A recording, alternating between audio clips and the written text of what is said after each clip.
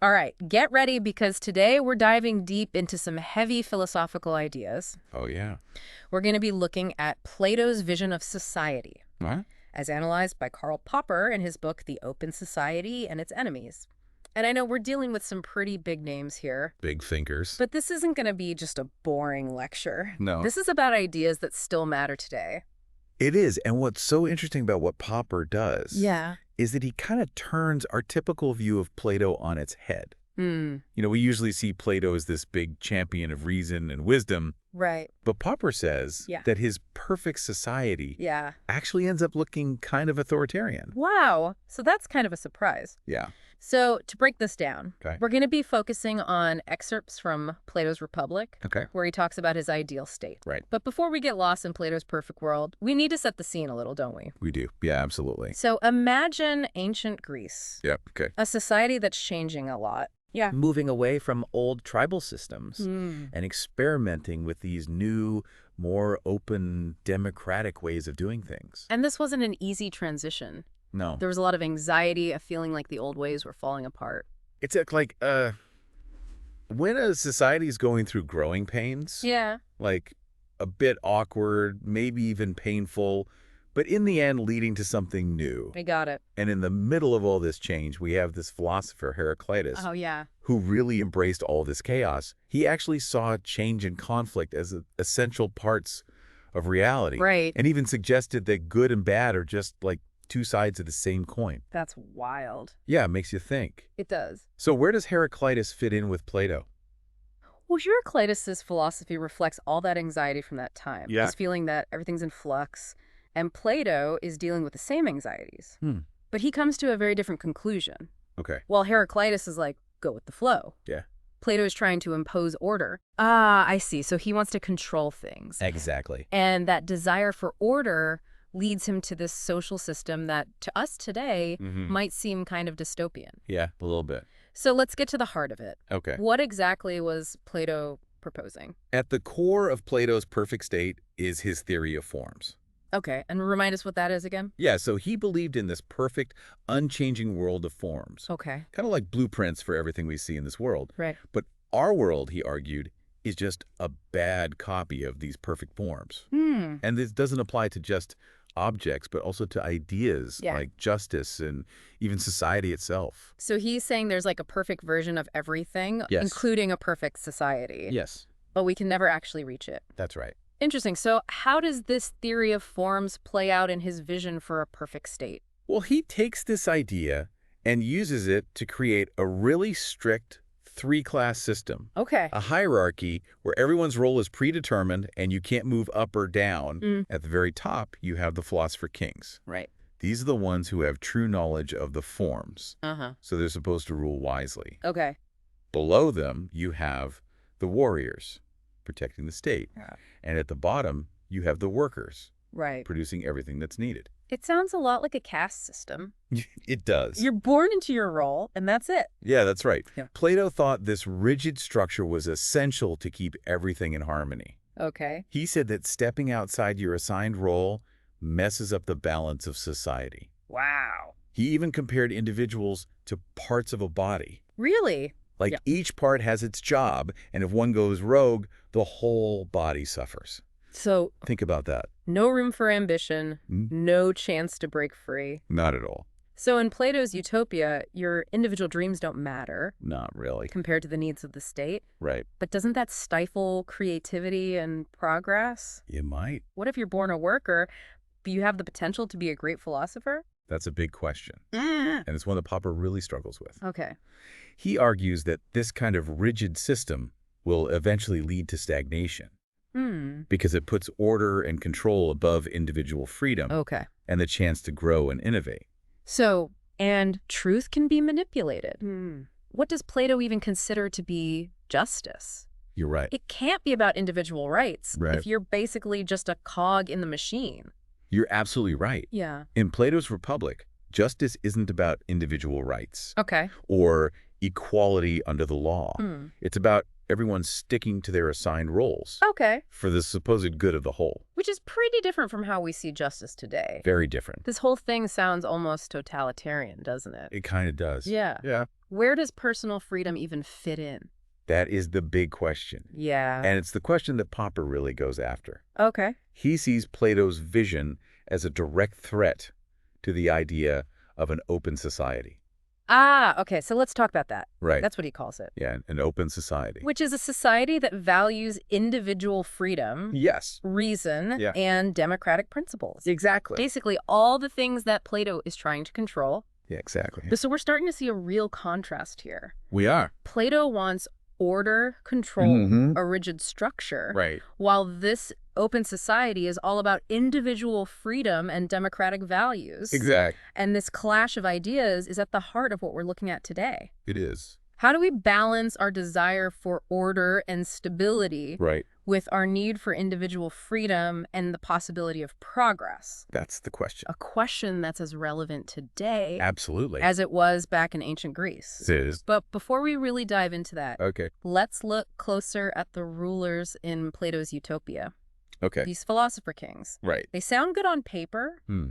but this whole all-knowing, benevolent dictator thing Yeah. makes me a little nervous. Understandable. Like, who gets to decide who's wise enough to rule? You've hit on a really important point, Yeah. and it highlights one of the biggest potential problems with Plato's system. He doesn't give us any real safeguards against the abuse of power. He talks about how these philosopher kings should be educated, Yeah. how they should be instilled with loyalty. Right. But there's no system of checks and balances, Right. no accountability to the people they rule. So it's a system that could easily become corrupt. It could. Yeah. Yeah, even with the best intentions. Mm-hmm. Absolute power can corrupt. It can. Absolutely. Yeah. But before we label Plato a proto-tyrant, Okay. let's hear more about this open society that Ready. Popper's talking about. Sure. What are its main features? Hmm. How does it compare to Plato's vision? Well, so Popper describes the open society as like the opposite of Plato's rigid system. Okay. It's all about individual freedom, Hmm. making decisions based on reason, Okay. and democratic principles. Basically everything that Plato wanted to control. Exactly. So imagine a Yeah. society where you're actually encouraged to question things. Where power is shared, not just in the hands of a few. That's the idea. So instead of trying to create this predetermined utopia, like what Plato is going for, Yep. it's more about a system where things can constantly adapt and progress Exactly. through people's contributions Yeah. and open debate. That's it. It actually sounds a lot like the world we live in today. It does, at least in theory. Right, in theory. Yeah. So Popper's saying that instead of trying to design a perfect society from the top down, Right, like a blueprint? we should focus on fixing specific problems. And he Yeah. calls this piecemeal social engineering. That's right. It's about finding those problems, Okay. like injustice, inequality, Right. and working together to find solutions Okay. through open discussion and democratic processes. Okay. It's progress through trial and error. Instead of forcing a rigid plan on everyone. Exactly. It doesn't sound as glamorous as Plato's Utopia, Maybe not. but probably more practical than Definitely. realistic. For sure. But wouldn't Plato say that those problems we're trying to fix, like poverty, inequality, injustice, aren't they just symptoms of a bigger problem? Like what? This inherent imperfection of our world, Right. compared to his realm of perfect forms. You might say that, yeah. He'd probably see this piecemeal approach as just putting a Band-Aid on a much bigger issue. You could. Yeah. But then Popper would say Yeah. that this way of thinking, Hmm. this desire for a perfect society based on abstract ideals, Okay. that's what leads to dangerous utopianism. Okay, I see what you're saying. You create this impossible goal, Hmm. this mirage that can be used to justify authoritarian actions. Because you're trying to achieve something that can't actually exist. Exactly. It's like chasing a shadow. Yeah. They're so focused on reaching it that Okay. you might end up giving up individual freedoms Right. and creating even more problems along the way. Exactly. So that's why Popper prefers a more down-to-earth approach. Yeah, he acknowledges that a perfect society is just a fantasy. We're always going to have challenges Always. and imperfection. We're human. Right. But we can make things better Okay. step by step Okay. by focusing on real issues Yeah. and finding solutions democratically. Not through top-down control. Exactly. Okay, so if Plato's grand vision is off the table, Okay. what does Popper suggest instead? Hmm. Like, what are the building blocks of this open society? Well, he puts a lot of emphasis on institutions. Okay. Institutions that allow for peaceful change and reform. Okay. He emphasizes individual freedom, Right. the rule of law, Hmm. and democratic accountability. So it's about systems Yeah, where power is distributed, right. leaders are accountable to the people, and individuals can speak their minds and challenge the way things are Exactly. without fear of punishment. That's it. So instead of depending on the wisdom of this philosopher king, Which we've talked about. yeah, Can be pretty risky. we need systems Yes. that encourage different perspectives and open debate. We need a marketplace of ideas. I like that. Right. Yeah. Where the best solutions can come from critical thinking and working together. Exactly. And that's what makes the open society dynamic and adaptable. It is. It's not about reaching some fixed endpoint. No. It's about having a system that's constantly improving and correcting itself Right. through engagement and democratic processes. That's the key. It sounds great, Yeah. but is it a bit too idealistic? In what way? I mean, people aren't always rational, That's true. and power corrupts. Right. It can Can we really create a society that actually lives up to these ideals? That's the challenge, isn't it? Yeah. We have to remember that humans aren't perfect, Right. and we're going to have setbacks. But Popper argues that this open society, Okay. with its focus on individual rights, reason, and accountability. Is our best chance at a more just and fair world.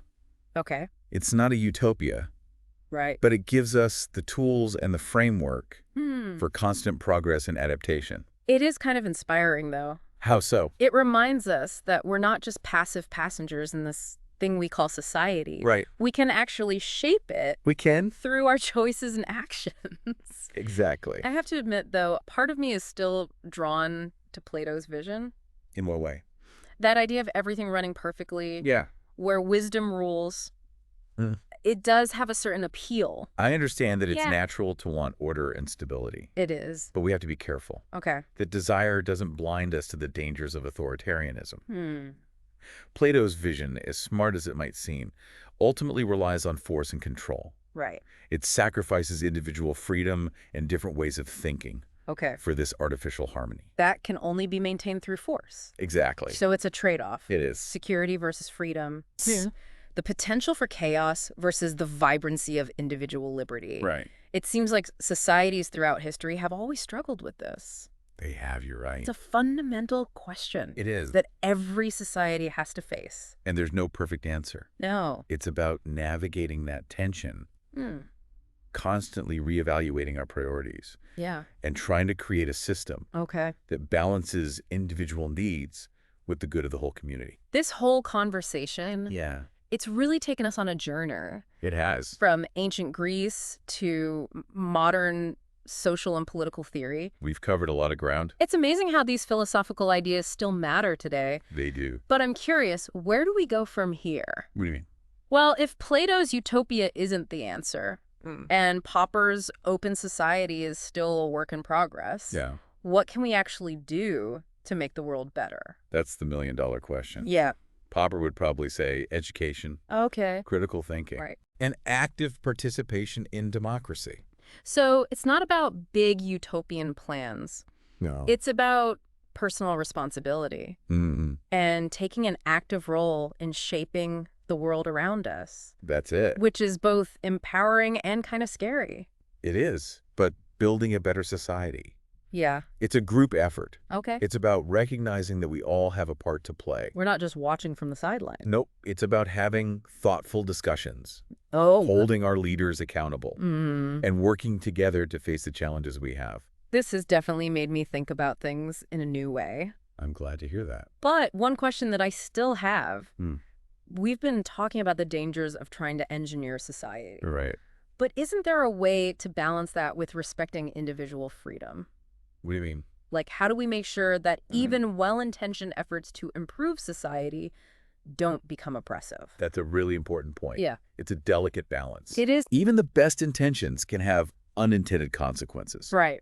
We have to approach any attempt to change society with humility, Okay. recognizing the limits of what we know Yeah. and the importance of individual choice. So it's this constant back and forth between our hopes for a better world and our respect for individual freedom. It's a dance. It is a constant negotiation. Exactly. But wouldn't it be easier if we all agreed on some core values? What do you mean? Like if we had the shared sense of what's right and wrong. Okay. Wouldn't that help us navigate this tension between individual freedom and social responsibility? It definitely could. Yeah. And that brings us back to what Popper was saying about the importance of open dialogue and critical thinking in an open society. No. We need to have these ongoing conversations about what the common good actually is and how to achieve it. We need to be willing to question our own beliefs Yeah. and really listen to different viewpoints. Even the ones we don't agree with. Even the ones that make us uncomfortable. Exactly. So it's not about finding one perfect set of rules or a perfect blueprint for society. It's not. It's more about creating a culture of open communication, critical thinking, and respectful debate. Where we can work together to find solutions that benefit everyone. This is really changing how I'm thinking about this whole debate. That's great to hear. I'm starting to see the connections between Plato's vision of this perfectly ordered society and Popper's idea of the open society. While Plato wanted stability through a rigid system, Popper believed that real progress and stability come from embracing individual freedom, reason, and democratic principles. That's a key difference. And that's a big takeaway from this whole discussion. It is. A successful society isn't one that stays the same. No. It's one that grows and changes through the contributions of its individuals. This has been such an incredible journey. It has been. We've explored Plato's longing for a perfect world, compared it to Popper's vision of the open society, and wrestled with this age-old challenge. But balancing individual freedom with the needs of the community. And I think we've found some real wisdom along the way. I think so, too. Wisdom that can help us understand the complexities of the world we live in. Absolutely. This tension between individual freedom and social responsibility. Yeah. Something we're always going to be dealing with. Be well. But by learning from thinkers like Plato and Popper, and by talking openly and honestly with each other, we can work towards a society that's both just and free. This has definitely given me a lot to think about. Good. It's clear that there's no easy answer to the question of how to build a perfect society. Or even if that's possible. It's a big question. But by being open to dialogue, critical thinking, and a commitment to justice and fairness, we can work together to create a world where both individuals and communities can flourish. Well said. This whole deep dive, it's really challenged some of my assumptions. In what way? And given me a new way to see the relationship between individual freedom and social responsibility. That's great to hear. It's a conversation we all need to be having. I agree. But before we wrap things up, one more question that's been on my mind. We've talked about the dangers of utopianism, trying to create a perfect society. But is there a risk of going too far in the other direction? What do you mean? Like, if we focus too much on individual freedom, could we end up neglecting the needs of the community? Is there a middle ground? Between what? Between individual liberty and shared responsibility. That's a brilliant question. Yeah. It really gets to the heart of the debates we're having today. About the role of government, the nature of justice, and what makes a good society. Philosophers have been arguing about this for centuries. They have. And it's something we'll continue to explore right after this. Yeah. Like we're trying to find that sweet spot. That balance. Yeah. A sort of societal equilibrium. Too much focus on the individual. And we risk losing sight of the common good. But too much emphasis on the collective. Yeah. And we might end up stifling creativity and progress. Exactly. It's a tricky balance to strike. It is, and we see this tension playing out all the time. We do, yeah. Think about social welfare programs. Environmental regulations. Even public health measures. It's that classic saying... What's that? Your freedom to swing your fist ends where my nose begins. Right, exactly. There's always this need to find that balance. There is. Between individual rights and the well-being of the whole community. It's a constant negotiation. But how do we actually find that sweet spot? Yeah, that's the question, isn't it? Like, where do we draw the line? Well, there's no easy answer. No magic formula. No. It takes a lot of back and forth, debate, compromise. It's about carefully considering the potential benefits of individual freedom against the potential harm that it could cause to others. And being willing to change our minds. Yeah, as new information comes to light. As things change. Exactly. So it's a never-ending process. It is. Not a destination, but a constant negotiation. But wouldn't it be easier if we all shared the same core values? What do you mean? Like, if we all agreed on what's right and wrong, Okay. wouldn't that help us navigate this tension between individual freedom and our responsibilities to society? Absolutely. And that's where Popper's emphasis on open dialogue and critical thinking comes in. Right. In an open society, we need to keep having these conversations about what the common good really means, how we can best achieve it. We need to be willing to question our own assumptions. We do. And to really try to understand different viewpoints. Even if we don't like them. Even if they make us uncomfortable. Exactly. So it's not about finding one perfect set of rules for society. No. Or some perfect blueprint. Nope. It's more about building a culture of open communication, critical thinking, and respectful debate. Where we can work together to find solutions that work for everyone. That's the goal. This is really making me rethink my whole understanding of this topic. Oh, yeah. How so? Well, I'm starting to see how Plato's vision of a perfectly ordered society connects to Popper's idea of an open society. Interesting. Plato wanted stability through this strict, controlled structure.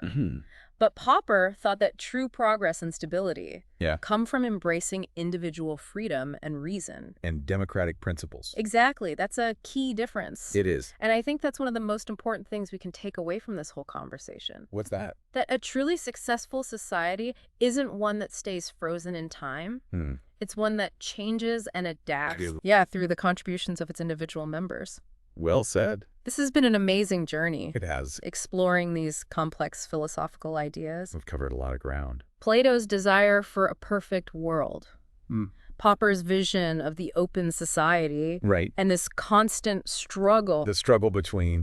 Balancing individual freedom with the needs of the community. It's a timeless challenge. And we've uncovered some really valuable insights along the way. We have. Insights that can help us understand our world better. This tension between individual liberty and social responsibility is something we're always going to be grappling with. It is. But by learning from thinkers like Plato and Popper, and by engaging in open and honest dialogue, we can work towards creating a society. A society that is both just and free. Well said. This deep dive has given me so much to think about. I'm glad. It's clear that there's no easy answer. There isn't. When it comes to building a perfect society, if such a thing is even possible. It's a question worth exploring. But by being open to new ideas, thinking critically, and committing to justice and fairness. Those are important values. We can work together to create a world where everyone can thrive. I agree. So as we wrap up this episode, I want to leave you with one final thought. Okay. If Plato's closed society and Popper's open society are two opposite ends of a spectrum, is there a middle ground that might offer the best of both worlds? Interesting question. Can we find a way to balance our need for order and stability with the creativity and energy that come from individual freedom? That's a great question to ponder. It is, isn't it? Yeah, as you continue to explore these ideas. As you continue your own deep dive into the world of political philosophy. Exactly. This has been such a fascinating conversation. It has. It seems like with every answer we find, a whole new set of questions emerges. That's how it goes. But that's the beauty of it all, isn't it? It is. The learning never stops. Thanks for joining us on this deep dive. It's been a pleasure. And keep those brain muscles working.